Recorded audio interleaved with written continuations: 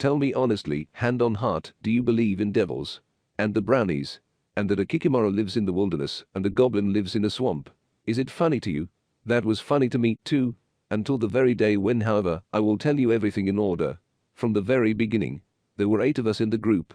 At the train station, in the hustle and bustle of many people, 8 people with backpacks look like a full-fledged group. Or, if you want, a company, but we still considered ourselves a group. We had a clearly marked route, and there was also a leader, Sashka Mazov. In short, we looked quite presentable on the crowded station square. It's different in the forest. Lost in the forest wilds through which our then route ran, the group of 8 people became small and lonely. We were pretty tired, making our way through the forest overgrown with rattles. On our way there were glades, hot from the sun and luxuriantly overgrown with tall grass, in which burning nettles hid, also, by the way, tall. There was a heavy oppressive aroma of sun-warmed herbs, from which the head immediately began to ache, and such a heavy stuffiness piled up that you wouldn't even go into the clearing. Well, these glades. We're better off in the woods somehow. At least it's not hot there. It was hard to walk, and we were very tired. And then we were lucky.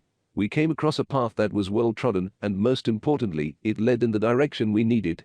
After the difficult azimuth of the forest, it was a pleasure to walk along it, and the group stretched out freely on the winding forest path.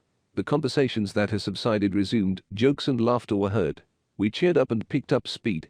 Giant fir trees were shaking their tops above our heads. The cold breathed into the face from deep, non-drying barrels, smelled of marsh herbs and mint.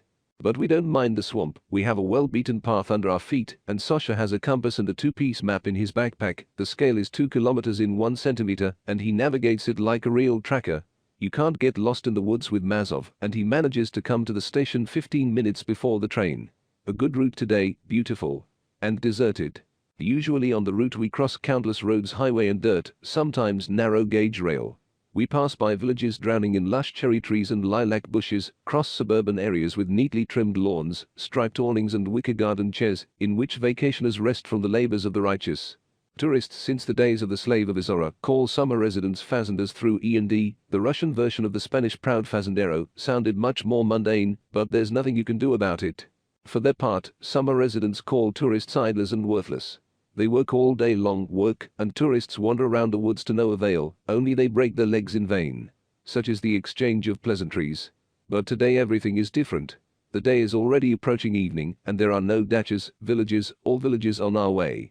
For the whole day, only one road was crossed, and even that without cars, as if it had died out.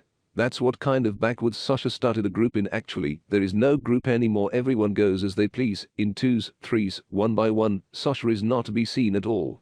Sioga and I were the last to go, now and then bending over for strawberries growing thickly along the path. There is no one here to collect it, and the strawberries have ripened to a crimson burgundy color. Eating strawberries, we slowly moved closer along the path, remembering the group with a kind word. Here are the fools, they left all the berries for us. They ran past. Suddenly the forest parted, and the path ran out into a wide clearing. Our troop was resting in the clearing, taking off their backpacks. Actually, it was not a clearing, but rather a wasteland. No bushes, no flowers, just swamp grass with blade-sharp stems. In the middle of the clearing stood a gnarled tree dead, without a single leaf. It stretched black crooked branches to the sky, like fingers twisted by arthritis. It's a swamp. A dried-up swamp, I realized. That's why nothing grows, just sedge. So the tree could not stand it, died. We stood, unable to take our eyes off the dead tree, as if it had descended from the pages of Russian folk tales. It seemed so scary, with a forked knotted trunk, and bizarrely sticking out black branches it would grab. Even the forest stayed away from him, as if it was afraid of something. It widened, parted for 30-40 meters, and cautiously bypassing the enchanted tree, closed again with a wall, and there, ahead. Our path disappeared into the green corridor. Now Yaga would arrive. In a mortar. Serega voiced my thoughts. Everyone laughed. The laughter sounded somehow strange, as if someone did not like our appearance here and our fun. It was as if they were letting us know that laughter was inappropriate here, and we felt it. And they stood motionless, as if they were waiting for something. What are we standing for? One of us couldn't stand it. Shut up, listen. The group stood as if they were really waiting for something. I felt uneasy. Yes, what's wrong there? It became scary. The silence seemed somehow bad. No rustle of footsteps, no rustle of grass, no sound. This dead silence was frightening. And at the same time fascinating. It was as if someone invisible touched my heart with an icy hand and did not let go, holding it carefully, but tenaciously. You will not escape. Suddenly the silence was broken by a mocking laugh. He. Hee hee hee. And the hee hee hee hee hee. Hee hee hee. Dash what is it? Does the wood creak like that? One of us asked. But no one answered him. We stared at the tree in silence. None of us have ever heard trees creak like that. And why should he creak? We've been standing here for 10 minutes already. Why was it silent before? I thought. Dash no, there's something else here. I've never heard a tree creak like that, Sioga said suddenly. Dash it's like someone is laughing. While he was talking, the tree was silent. But as soon as Sioga fell silent, a short hee-hee was heard. And after a pause, hey hey hey, dash oh, dash cried Linochka. Dash in response, laughter rolled out in a trill. Hee hee hee hee hee. The raspy shrill voice seemed to come straight from the black dead trunk. But the tree didn't move. Not a single branch trembled. And there was no wind. And the voice kept laughing cautiously at first, then boldly, and soon someone invisible was laughing with might and main, now straining at an old man's squeaky throat, then crumbling into crackling peas. He he he, he he he, a he he, a xxx, there xxx. We were stunned into silence. I suddenly felt a damp unpleasant chill slowly shackling my legs. Dash a lost place, Sasha voiced general assumptions. Dash dry swamp.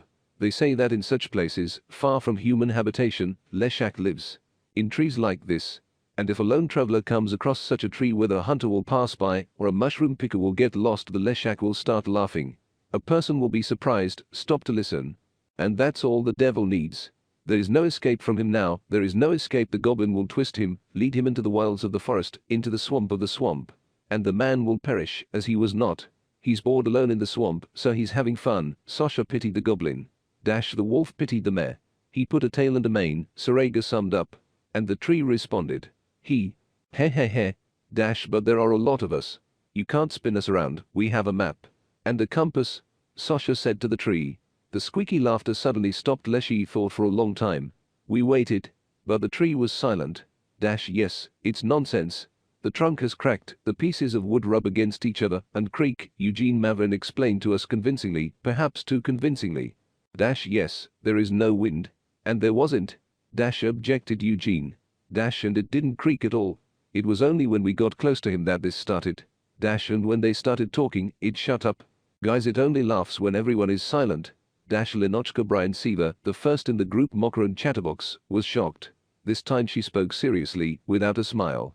Why did it stop talking? It was Sashka who scared him. Dash Lena snickered. Dash I pushed such a speech, it became sick to the devil. We have a compass, he says. Dash choking with laughter, Linochka barely uttered. Dash I also took out a map, showed it to the devil. Dash yeah. You can't catch up with us, he says, grateful tourists recalled Sasha. Dash intimidated the poor devil, stuck him, it won't seem enough. So he's silent, digesting. Dash he, agreed Leshy and was silent for a long time. And we all stood there, unable to leave, as if enchanted by the unknown magic of this place. Dash I don't like it here. It's creepy. And it's already starting to get dark. Come on, guys, we still have 5 kilometers to stomp to the highway, Sasha suggested. Dash and how many kilometers from the highway? Linochka asked him. Dash several. Everyone except Linochka laughed. And they went in single file along the path after Sasha. Sioga and I exchanged glances. I pretended to be looking for something in my backpack. And Sarega pretended to be waiting for me. Here the last tourist disappeared from sight and we were left alone in the clearing. The tree was silent. But when the voices of our comrades died away in the distance, inhuman laughter rang out again. There were clearly triumphant notes in it. Lesh liked that Sioga and I were left alone. 2 is not 8, he can handle 2. And what are they worth, fools? They are not in a hurry, they are asking for their own paws. Oh he. And he. Ha ha, rejoiced Leshy. There was still no wind, but the grass in the clearing suddenly rustled a loud dry rustle, as if whispering about something, warning about something. It can't rustle like that grass, I thought. And suddenly she screamed wildly. Wait, don't go away. Dash and ran as fast as she could along the path to the forest. Sarega ran after me, thumping his boots loudly. We caught up with the group in 5 minutes and silently fell in behind, panting and looking around every minute. Sasha, having let the group go ahead, lingered and when we caught up with him, asked, "What are you doing?" Dash nothing. Sioga and I answered together. Sasha shook his head doubtfully. Nothing. And what kind of eyes you have? Why are you looking around? You're the last, there's no one behind.